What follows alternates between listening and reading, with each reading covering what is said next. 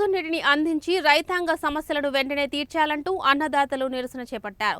జగిత్యాల జిల్లా బెట్పల్లి పట్టణంలోని పాత బస్టాండ్ వద్ద భారీ ఎత్తున రైతులు రాస్తారోకో చేపట్టారు. పంట పొలాలకు వెళ్లే D32 కెనాల్ ద్వారా సాగునీటిని అందించేందుకు కాలువ వెంట దారి లేకుండా చేశారని నిరసిస్తూ ధర్నా చేపట్టారు.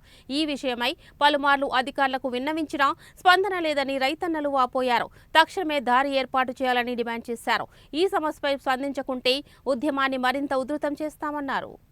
రోడ్డు సమస్యను వెంటనే పరిష్కరించాలి. రోడ్డు సమస్యను వెంటనే గారు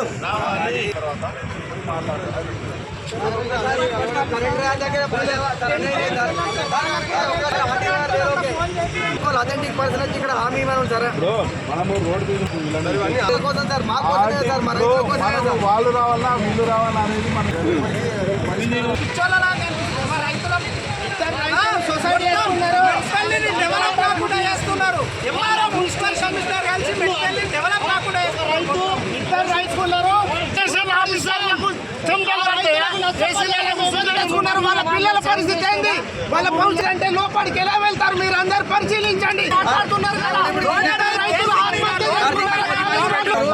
పెట్టుబడిదారులు అధికారులను మ్యాన్సులేట్ చేస్తారు సార్. 100% ఎవరో ఇచ్చే డబ్బుల సంచులు అధికారులకు ఉంటాయి సార్. ఆ డబ్బుల సంచులు తీసుకొని అధికారులు మాకు రైతులు సార్ ఒక 70-80 ఏళ్ళ నుంచి కాలువ భూమిని అంతా కబ్జా చేసి సార్ మీదికెళ్ళి ఆ కాలువ ఉంటుంది, నడిమించే కాలువ మాయమవుతుంది సార్. ఇలా ఇదే ప్రభుత్వం హైడ్రా చెప్పి హైదరాబాద్ ఎడబడతారు. గరీబోలే సరిపోలే ఇల్లు చేస్తున్నారు.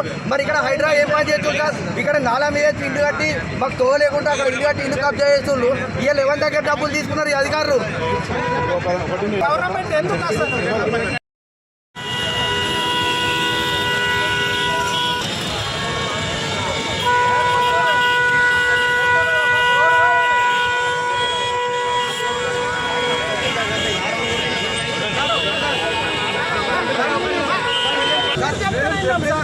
సార్ మేము 100% లాండ్ ఆర్డర్ వైలేట్ చేస్తాను కాదు సార్. నేను ఏమంటారు సార్ నేషనల్ హైవే ఓడకపోతుంది సార్. సార్ ఇక్కడ నష్టపోతుంది సార్. మా నష్టానికి ఎవరు బాధ్యత నష్టం జరుగుతుంది సార్. ఇప్పటికి ఇద్దరు సార్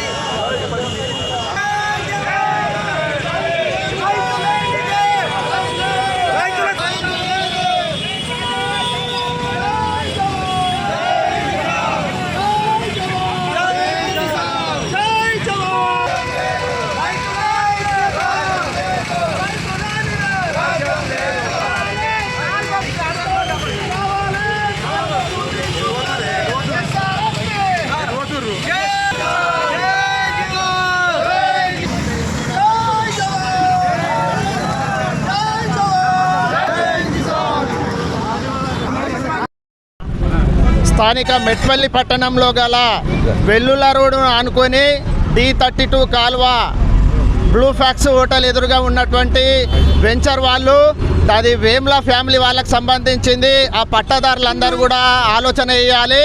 ఎందుకంటే ఆ చివరన వెనుక మల్లె తోట వరకు ఉన్నదంతా కూడా మరి మేమే రైతులము.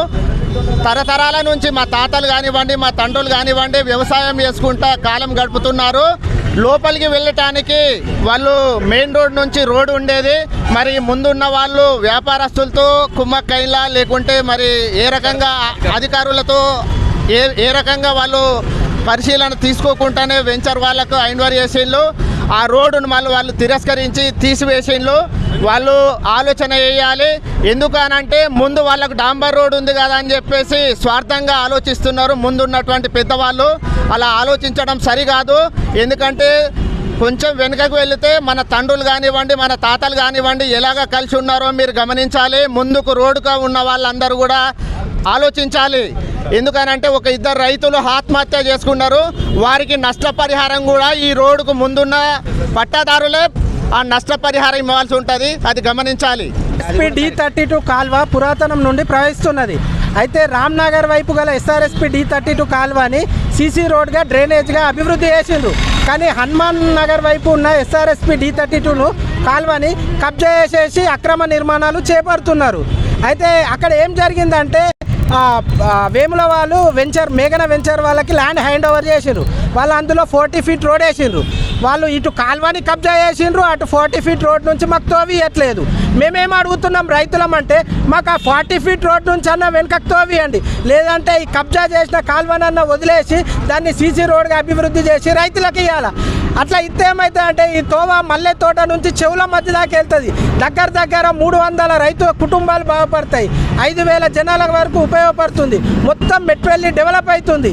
దీన్ని కేవలం మున్సిపల్ కమిషనర్ గారు, ఎంఆర్ఓ గారు ఆ వెంచర్ వాళ్ళతోని కుమ్మక్కై మాకు రోడ్ ఇవ్వకుండా ఎత్తున్నారు. గౌరవనీయులైన కలెక్టర్ గారు, ఆర్డీఓ గారు కేవలం 3 రోజులలోనే రోడ్ ఇవ్వమని ఎంఆర్ఓ గారికి, మున్సిపల్ కమిషనర్ గారికి చెప్పిండ్రు. అయినా వాళ్ళు రోడ్ ఇవ్వట్లేదు. కారణం ఏంటంటే వాళ్ళు కుమ్మక్కయ్యారు, డబ్బులకి లొంగిపోయినరు. మా అటువంటి 300 రైతు కుటుంబాలని చాలా దారుణంగా హింసిస్తున్నారు, టార్చర్ పెడుతున్నారు. గత 5 నెలల నుంచి మేము రోడ్ ఎక్కుతున్నాం, కనీసం స్పందించడం లేదు. అనుకుంటున్నారు రైతులు లేకుండా చేస్తున్నారు. రైతుకి